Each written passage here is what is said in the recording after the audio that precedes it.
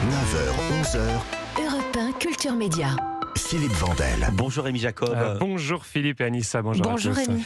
Au sommaire de votre journal des médias, Rémi. Plusieurs influenceurs épinglés pour pratiques commerciales trompeuses. Leur nom a été dévoilé. Également Femme Actuelle qui lance une nouvelle déclinaison de son magazine. Et puis un téléfilm ce soir sur TF1 porté par Natasha Lindinger. On entendra la comédienne dans un instant sur Europe 1. Mais d'abord, évidemment, on commence par les audiences qu'ont regardé les Français hier soir, le top 3. Et c'est TF1 qui est en première position avec Camping 3, 3,4 millions de téléspectateurs et 19,1% du public pour ce film de Fabien Antoniente. C'était une rediffusion et ça fait d'ailleurs plus que la précédente rediffusion en 2020. Et ça fait plus 300 000 téléspectateurs de plus, comme quoi. Derrière, on retrouve France 2 avec un film de Michel Larocque, Un chacun chez soi, et 2,6 millions de téléspectateurs au rendez-vous. Enfin, la troisième position, on retrouve M6 avec Capital et une plongée hier dans l'univers des brocantes et des vides-greniers qui a séduit 2,2 millions de téléspectateurs. Sur le reste du week-end, alors samedi soir, il y avait une nouvelle émission sur France 2, un jeu plus précisément, et c'était présenté par Bruno Guillon. Bonsoir et bienvenue dans 100% France, le premier jeu où il faut avoir du flair. Et c'est une déception côté audience, 100% France. France 2 qui est au pied du podium avec seulement 1,4 million de téléspectateurs. Loin, très loin derrière le leader de la soirée, TF1 qui diffusait en direct la finale de The Voice. Une finale regardée par 3,3 millions de personnes. C'est en légère baisse par rapport à l'année dernière, mais enfin ça reste un score tout à fait convenable. Et une finale remportée par Aurélien. Vous savez, Aurélien, c'est ce magasinier de 34 ans qui a décidé de tout plaquer, d'arrêter son métier pour vivre de sa passion. On l'a entendu d'ailleurs vendredi ici même sur Europe 1. Et lors de la finale, il s'est attaqué à un monument de la chanson française. On n'a que l'amour à offrir en prière. Tous les mots de la terre, un simple troubadour. Quand on a que c'est joli cette version, je vous vois chanter Anissa. Oui, c'est très beau, mais moi je ne la chante pas aussi bien. Donc cette reprise de Jacques Brel que vous avez reconnue quand on a que l'amour, et Aurélien qui remporte donc cette 12e saison de The Voice. Europe 1, le journal des médias. Première info du jour, l'identité de plusieurs influenceurs épinglés a été révélée par le ministère de l'économie et des finances. Bruno Le Maire l'avait promis, il a mis sa menace à exécution. Les services de la DGCCRF ont dévoilé le nom de 6 influenceurs sanctionnés pour pratiques commerciales trompeuses sur les réseaux sociaux. Cela s'appelle le name and shame, en français, nommer et couvrir de honte. Objectif pour Bercy, décourager les autres influenceurs d'en faire autant. Parmi les fautifs, des personnalités bien connues des fans de télé-réalité à l'image d'Ilan Castronovo, Simon Castaldi ou encore Capucine Anave. À noter que tous ont reçu l'injonction de publier un message sur leurs réseaux sociaux, un message indiquant qu'ils se sont fait épingler pour ces pratiques commerciales trompeuses. Le directeur de la rédaction de Valeurs Actuelles, Geoffroy Lejeune, a été mis à pied. Une information dévoilée par Le Monde. Le journaliste de 34 ans a été convoqué pour, je cite, un entretien préalable à sanction pouvant aller jusqu'au licenciement. À l'origine de cette décision, selon nos confrères du Monde, des désaccords éditoriaux ainsi qu'une vive altercation mercredi dernier en conférence de rédaction avec le nouveau président et directeur de la publication, Jean-Louis Valentin.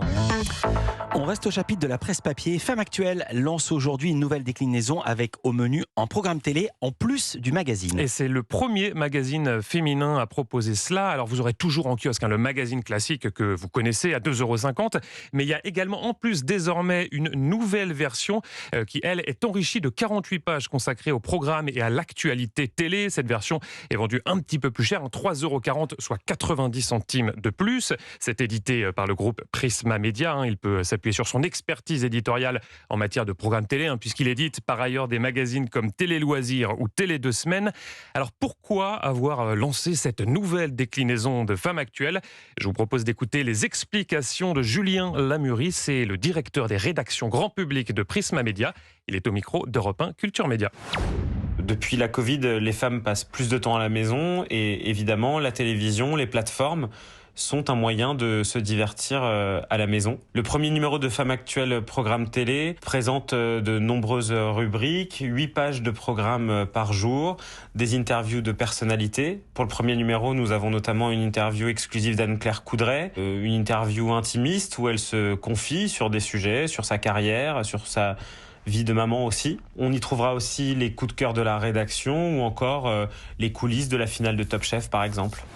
Julien Lamurie, directeur des rédactions grand public de Prisma Media. Cette nouvelle déclinaison s'appelle Femme Actuelle Programme Télé. 75 000 exemplaires tirés pour ce premier numéro. Et c'est donc à retrouver en kiosque dès aujourd'hui au prix de 3,40 €. Une chaîne YouTube de France Télévisions vient de dépasser le 1 million d'abonnés. Une chaîne qui s'adresse aux plus jeunes, aux enfants, avec en vedette un petit ours. Oh, oh tiens, voilà quelqu'un. Petit ours brun. Coucou, c'est toi mon copain. Petit ours Je vois, Ça va pas mieux les gars ici. Mais vos enfants sont trop grands, Philippe. Ben oui, ça y est, mais avant ils ont été plus jeunes. Ah oui, ils sont plein dedans, un petit ours brun donc, qui vient de dépasser le 1 million d'abonnés sur YouTube. Au total, ce sont 800 millions de vidéos cette fois-ci qui ont été vues. Alors il y a le dessin animé évidemment, mais aussi plein de formats dérivés, des cours d'anglais, des tutos de bricolage ou encore des comptines. Mais oui, c'est très très complet l'univers Petit ours brun. Et Petit ours brun, on le rappelle, c'est un personnage qui a été créé en 1975 par Bayard Presse. On le retrouve chaque mois dans le magazine Pomme d'Api. Et c'est également une star de l'édition littéraire avec, tenez-vous bien, 850 000 livres vendus chaque année. Le tuto bricolage à 4 ans, ça doit être quelque chose. On termine avec un tour du côté TF1 qui propose ce soir, vous nous l'aviez annoncé, une fiction baptisée Entre ses mains. Et c'est un téléfilm, ce qu'on appelle un unitaire, une fiction portée par la comédienne Natascha Lindinger. On prononce comme cela, sa mère est autrichienne. Elle incarne le rôle d'une avocate de province qui mène une vie sereine aux côtés de son mari Damien. Sereine mais un peu monotone. Et puis un soir, elle va succomber au charme d'un mystérieux sculpteur. Une nuit d'amour qui va malheureusement avoir des répercussions dramatiques pour elle et sa famille. Stéphane Tournier, sculpteur, accessoirement célibataire. Clara Desroches, mariée, 2 enfants. Je vous trouve très bien. Allez les enfants, maman du boulot et on a de la route. Essayez de souffler un peu quand même. Tu me manques déjà, c'est horrible. Stéphane. Quoi? On va plus se revoir, c'est ça? Je croyais que c'était clair pour toi aussi. C'est quoi ce bouquet de dingue là? Alors, tu les aimes? Tu sors de ma vie où j'avais des flics. Un engrenage, vous l'entendez, pour cette avocate, et c'est ce que vous verrez ce soir. Alors j'ai demandé à Natascha Lindinger de nous en dire un petit peu plus sur la psychologie de son personnage. Elle est au micro d'Europe 1 Culture Média.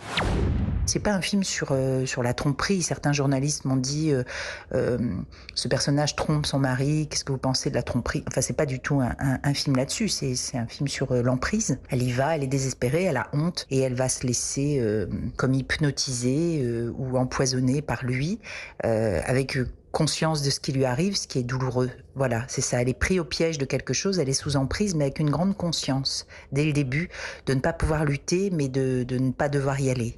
L'emprise au cœur de ce téléfilm, et donc Natascha Lindinger, que vous avez entendu. Natascha Lindinger, c'est celle qui joue dans Sam. Absolument, sur TF1. c'est l'héroïne de Ok, Sam. très bien. Et dont le père est autrichien. J'ai dit que la mère était autrichienne. Non, c'est son père. papa. Mea culpa. Et Natascha Lindinger, en tout cas, que vous pourrez retrouver donc ce soir dans cette fiction baptisée Entre ses mains. C'est diffusé à 21h10 sur TF1. Merci beaucoup Rémi Jacob. À demain pour un nouveau journal des médias. À demain.